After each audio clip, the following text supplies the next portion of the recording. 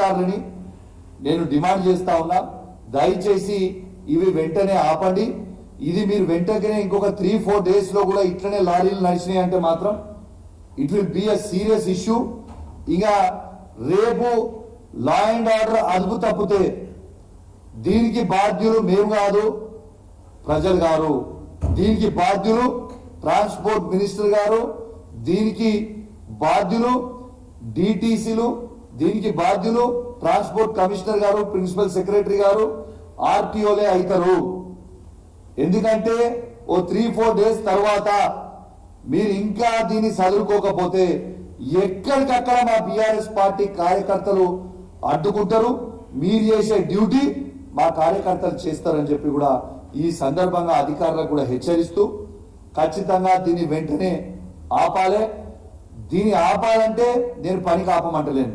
As per norms, as per rules ప్రకారం పోవాలి తప్పితే మంత్రి గారికి జేబులు నింపడానికి కాదు. రోజుకి 300 లారీలు అంటే రోజుకి 50 లక్షల రూపాయలు సంపాదిస్తా ఉన్నాడు.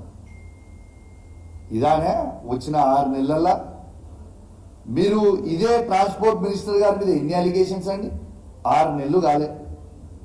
ఒకసారేమో అధికారులకు ఫోన్ చేసి బెదిరిస్తాడు. మీ అందరు లైవ్ గా వీడియో విన్నారు. ఎంఆర్ఓ గారికి, ఆర్డీఓ గారికి ఫోన్ చేసి ఏం చెప్తారు?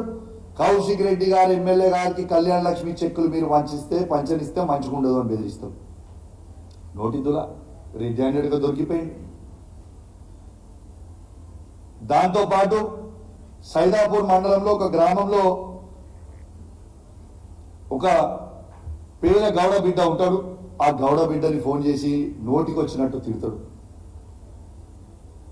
ఇలా మంత్రియా ఇంకేంటిదైనా? లేకుంటే స్టేజ్ మీద ఉంటాడు, కార్యకర్తల కడుపులో డిషూమ్ డిషూమ్ డిషూమ్ డిషూమ్ అని కుదురుతాడు. What is this? ప్రెస్ మీడియాలో పోతాడు. ప్రెస్ మీడియాలో ఎవరైనా క్వశ్చన్ అడితే అంటాడు. అరే ఇదేంటి భయ్? What is this? అంటే ఇంత జోకర్ అయిపోయిండు. ఈ స్కాంగ్రెస్ ని నిజంగా కాంగ్రెస్ స్కాంగ్రెస్ గా మారిపోయింది. ప్రజలందరూ కూడా మిమ్మల్ని గమనిస్తా ఉన్నారు. మీ అందరికి కూడా చెప్తా ఉన్నాం, ఖచ్చితంగా మీ అందరికీ కూడా ప్రజలు గమనిస్తా ఉన్నారు. మీరు రాబోయే రోజుల్లో తీవ్రమైన పరిణామాలు కూడా ఎదుర్కోవాల్సి వస్తుంది. అధికారులకి ఫైనల్ గా ఒక్కొక్కటి చెప్తున్నా. అధికారులకి ఎగ్జాంపుల్ మీకు ఆంధ్రప్రదేశే 2019లో వైఎస్ఆర్ కాంగ్రెస్ పార్టీ గెలిచింది. ఆ రోజు తెలుగుదేశం పార్టీ మొత్తము 23 సీట్లకు పడిపోయి కిందికి పడిపోయింది. అధికారులు ఎటువంటి అటు చేసుకుంటే 5 సంవత్సరాల తర్వాత మళ్ళా తెలుగుదేశం పార్టీ వచ్చింది. ఇలా మీ పరిస్థితి ఏంటిదాడా ఆంధ్రప్రదేశ్ అధికారులు?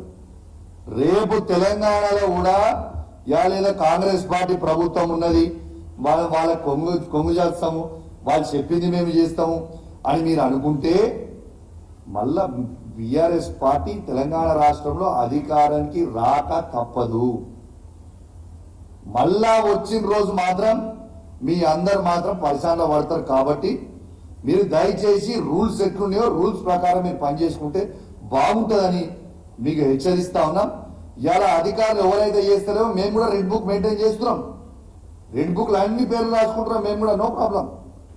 మ్యాటర్ ఆఫ్ టైం వచ్చినప్పుడు మళ్ళీ మీకు కూడా తీవ్రమైన పరిణామాలు ఎదుర్కోవాల్సిన పరిస్థితి వస్తుంది. కాబట్టి మీరు దయచేసి, మీ మీద మాకు గౌరవం ఉంది, మిమ్మల్ని మేము బెదిరిస్తలేము, కానీ మీకు జస్ట్ గుర్తు చేస్తున్నాం మీ బాధ్యతని.